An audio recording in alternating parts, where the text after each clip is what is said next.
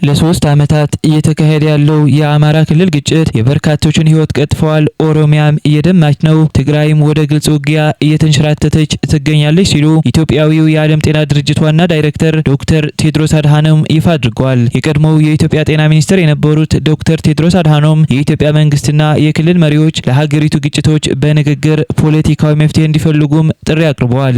በሸረሪና በኩል ጥቃት የሰነዘረው የኢትዮጵያ መከላከያ ሰራዊት በጠንካራ መከታ ከባድ ውድቀት አስተናግደዋል ሲል ህወሓት መግለጫ አውጥቷል። ይሁን እንጂ የፌዴራል መንግስት ሽንፈቱን ለማስተባበል ድራማዎች እየሰራ ይገኛል ሲልም በኮሙኒኬሽን ቢሮው ባወጣው መግለጫ አስታውቋል። አቶ ጌታቸው ረዳ ህወሓት ከኤርትራና ሌሎች አክራሪ ኃይሎች ጋር በመሆን በህዝብ የተመረጠውን መንግስት በኃይል ለማፍረስ እየሰራ ነው ሲሉ አስታውቀዋል። በሌላ በኩል ጠቅላይ ሚኒስትር አብይ አህመድ ህወሓት ላለፉት 27 ዓመታት ሀገር ሲመራ ሳይሆን ሲዘርፍ ነበር ሲሉ ተናግረዋል። ጠቅላይ ሚኒስትሩ አክለውም ጠላቶቼ በተናጠል እኔን ማሸነፍ ስላልቻሉ ተባበሩብኝ ብለዋል። ውድ የኢንፎ ሚዲያ ተከታታዮቻችን አብራችሁን ስትቆዩ እነዚህ መረጃዎችን ታደምጣላችሁ። በየሰዓቱ ፈጣንና ታማኝ መረጃዎችን እንዲደርሷችሁ ቻናላችንን ሰብስክራይብ በማድረግ ቤተሰብ ሁኑ። አሁን ወደ ዝርዝር መረጃዎችን ልውሰዳችሁ። ለሶስት ዓመታት እየተካሄደ ያለው የአማራ ክልል ግጭት የበርካቶችን ሕይወት ቀጥፏል። ኦሮሚያም እየደማች ነው፣ ትግራይም ወደ ግልጽ ውጊያ እየተንሸራተተች ትገኛለች ሲሉ ኢትዮጵያዊው የዓለም ጤና ድርጅት ዋና ዳይሬክተር ዶክተር ቴድሮስ አድሃኖም ይፋ አድርገዋል። የቀድሞው የኢትዮጵያ ጤና ሚኒስትር የነበሩት ዶክተር ቴድሮስ አድሃኖም የኢትዮጵያ መንግስትና የክልል መሪዎች ለሀገሪቱ ግጭቶች በንግግር ፖለቲካዊ መፍትሄ እንዲፈልጉም ጥሪ አቅርበዋል። የዓለም ጤና ድርጅት ዋና ዳይሬክተር ዶክተር ቴድሮስ አድሃኖም በይፋዊ ማህበራዊ ሚዲያ ገጻቸው ባሰፈሩት መልእክት በሀገሪቱ የተለያዩ አካባቢዎች የሚካሄዱት ግጭቶችን በህዝቡ ላይ ከፍተኛ መከራ እያመጡ መሆናቸውን በመጥቀስ የፖለቲካ መፍትሄ እንዲደረግ ጥሪ አቅርበዋል። ዶክተር ቴድሮስ በመልእክታቸው በአማራና በኦሮሚያ ክልሎች ያለው ግጭት መቀጠሉን የገለጹ ሲሆን በተጨማሪም አፋርና ቤንሻንጉል ጉሙዝ በግጭት ውስጥ መሆናቸው አመልክተዋል። ትግራይም ወደ ግልጽ ውጊያ የተንሸራተተች ሲሆን አፋር ወደዚያ ተስበዋል በማለት የሀገሪቱ ክልሎች በግጭት ውስጥ ወይም ወደ አዲስ ውጊያ የሚያመራ አቅጣጫ ላይ እንደሚገኙ ገልጿል።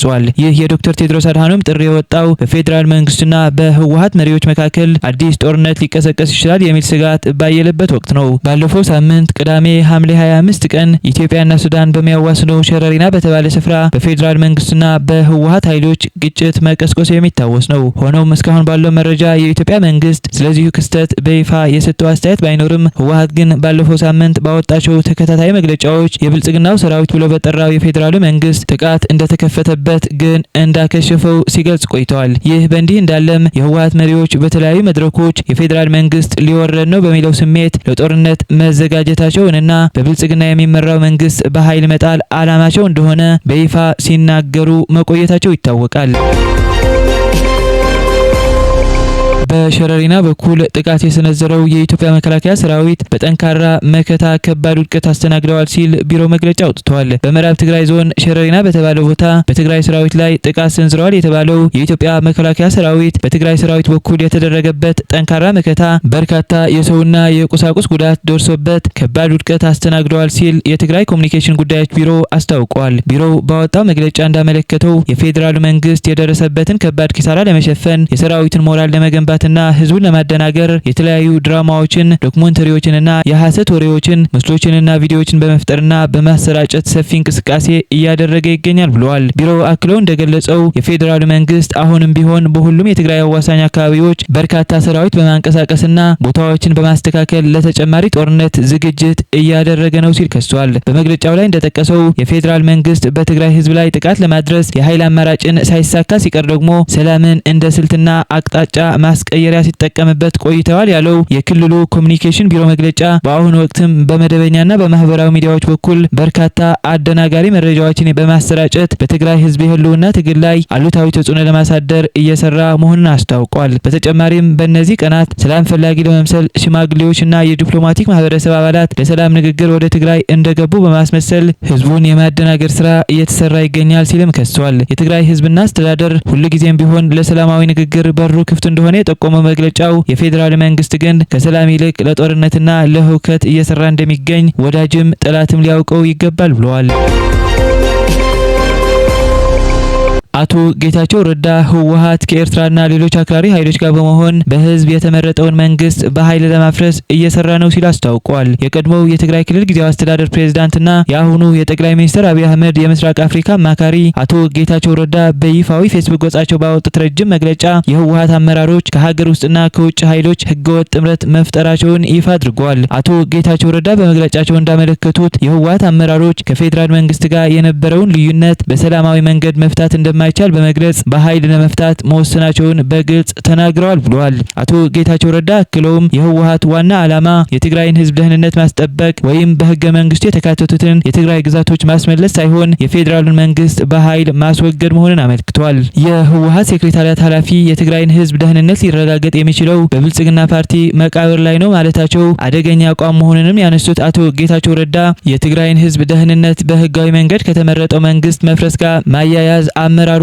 ህዝቡን ለራሱ የፖለቲካው ፍላጎት መስዋዕት ለማድረግ መዘጋጀቱን ያሳያል ብለዋል። እንደ አቶ ጌታቸው ረዳ ገለጻ የህወሓት አመራር ቀደም ሲል ሲያስተባብለው የነበረውን ከኤርትራ መንግስትና ከሌሎች አካላት ጋር አብሮ እየሰራ መሆኑን አሁን ላይ በይፋ አረጋግጠዋል ሲል አስታውቀዋል። ይህ ጥምረት የፕሪቶሪያው የሰላም ስምምነት በይፋ የሚጻረርና የትግራይን ህዝብ ወደ ባሰ መከራና ውድቀት የሚከት ነው ሲሉም ኮንነዋል። በቅርቡ በሸረሪና አካባቢ የተከሰተውን የጦርነት ግጭት እንደ ማሳያ የጠቀሱት አቶ ጌታቸው ረዳ በቦታው የተማረኩ እጅግ ከፍተኛ መጠን ያለው የጦር መሳሪያና ጥይት የህወሓት አመራሮችና የኤርትራ መንግስት ዋና ዓላማ የኢትዮጵያን ሀገርነት ማፍረስ መሆኑን ማረጋገጫ ነው ብለዋል። በግጭቱ ወቅት የጠፋው የሰው ህይወትም ወደፊት ሊመጣ የሚችለውን ታላቅ አደጋ የሚያሳይ ቅድመ ማስጠንቀቂያ መሆኑን ገልጿል። አቶ ጌታቸው ረዳ በመግለጫቸው ማጠቃለያ ላይ ለተለያዩ አካላት ጥሪ አስተላልፈዋል። ለትግራይ ሰራዊት አባላት ባስተላለፉት መልእክት ለጥቂት ግለሰቦች የፖለቲካ ቁማርና ጡረታ መውጫ ጦርነት ስትሉ ህይወታችሁን አታጥፉ። ህዝባችን የሚድነው በቀረውን አቅም ሰላማዊ አማራጮችን በመጠቀም ብቻ ነው ብለዋል። ለፌዴራል መንግስቱ ባስተላለፉት መልእክት ደግሞ